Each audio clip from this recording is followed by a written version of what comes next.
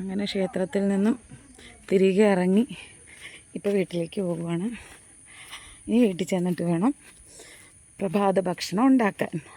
അതിപ്പം ഇഡ്ഡലി സാമ്പാറുമാണല്ലോ, അപ്പോൾ സാധാരണ അങ്ങനെയാണല്ലോ. അപ്പോൾ അതുകൊണ്ട് ഇഡ്ഡലി സാമ്പാറുമാണ്. അപ്പോൾ എല്ലാം റെഡിയാക്കി വെച്ചിരിക്കുന്നതുകൊണ്ട് ചെന്നിട്ട് വെച്ചാൽ മാത്രം മതി. അതിനുശേഷം പിന്നെ കണ്ടിന്യൂവേഷനായിട്ട് ഇന്ന് എന്തെല്ലാം വെക്കണമെന്നാണ് ചിന്തിച്ചിരിക്കുന്നതെന്ന് പറയട്ടെ. ഇന്ന് രാവിലെ തുടങ്ങിയാൽ ആദ്യം പാൽ ചായ വെക്കും, അതിനുശേഷം ഇഡ്ഡലിയും സാമ്പാറും വയ്ക്കും. അതിനുശേഷം ചോറ്, വർഷങ്ങളായിട്ട് ഞാൻ ഗ്യാസിലാണ് ചോറ് വെക്കാറ്. പക്ഷേ ഇന്ന് എനിക്കൊരാഗ്രഹം, അടുപ്പിൽ തീ കൂട്ടിയിട്ട് ചോറ് വെക്കണമെന്ന്. അപ്പം ചോറങ്ങനെ വെക്കണം. പിന്നെ പരിപ്പുണ്ടല്ലോ, ചെറുപയർ പരിപ്പ്, അത് നമ്മൾ ചോലൊഴിച്ച് കഴിക്കുന്ന നെയ്യൊക്കെ ഒഴിച്ച്, അപ്പം അത് വെക്കണം. സാമ്പാർ വെക്കണം, എരിശ്ശേരി വെക്കണം, ബീട്രൂട്ട് പച്ചടി അത് വെക്കണം.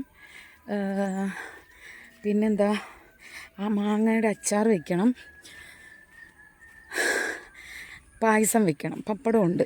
പിന്നെ പഴം ഇന്ന് പോയി മേടിക്കണം, കാരണം ഇന്നലെ എൻ്റെ മകളുടെ അടുത്ത് ഞാൻ പറഞ്ഞിട്ടുള്ളത് വാങ്ങാൻ മറന്നുപോയി.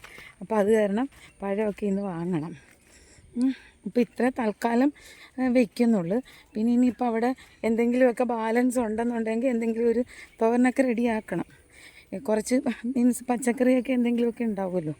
അപ്പം അങ്ങനെ എന്തെങ്കിലുമൊക്കെ വെക്കണമെന്നൊക്കെ പറഞ്ഞ് അങ്ങനെ ഇരിക്കുകയാണ്. അപ്പോൾ അതുകൊണ്ട് ഇനി ചെന്നിട്ട് പണിയോട് പണി. അതിനിടയ്ക്ക് ഞാൻ കുറേ വർഷങ്ങളായിട്ട് അത്തപ്പൂവൊന്നും ഇട്ടിട്ടില്ല. അപ്പം ഇന്ന് കുറേ പൂ ഇന്നലെ ചേട്ടൻ കൊണ്ടുവന്നായിരുന്നു. അപ്പോൾ അത് വീട്ടിലിരിപ്പുണ്ട്. അപ്പോൾ അതുകൊണ്ടൊരു തിരുവോണ ആശംസ എന്തെങ്കിലും എഴുതി വെക്കണമെന്നുണ്ട്. അപ്പോൾ അത് എഴുതിയിട്ട് അത് ഇനിയിപ്പം എൻ്റെ മോള് ചെയ്യുമോയെന്ന് എനിക്കറിയില്ല, എനിക്ക് ചെയ്യണമെന്നാണ് ആഗ്രഹം. അപ്പോൾ അതുകൊണ്ട് അങ്ങനെ ചെയ്യാമെന്ന് പറഞ്ഞിരിക്കുന്നു.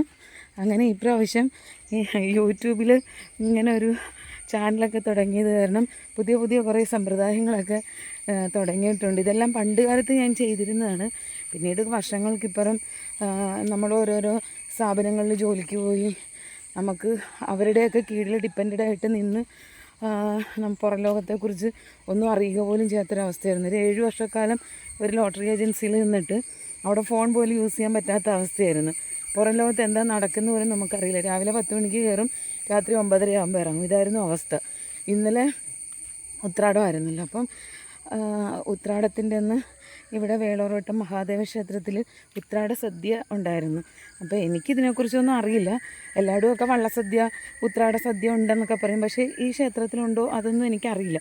കാരണം ഞാൻ അതുമായിട്ട് ബന്ധമില്ലാത്ത പോലെയായിരുന്നു 7 വർഷങ്ങൾ. തിരുവോണത്തിൻ്റെ അന്ന് വരെ ആ കടയിൽ ജോലിക്ക് പോയിരുന്ന ഒരാളാണ് ഞാൻ.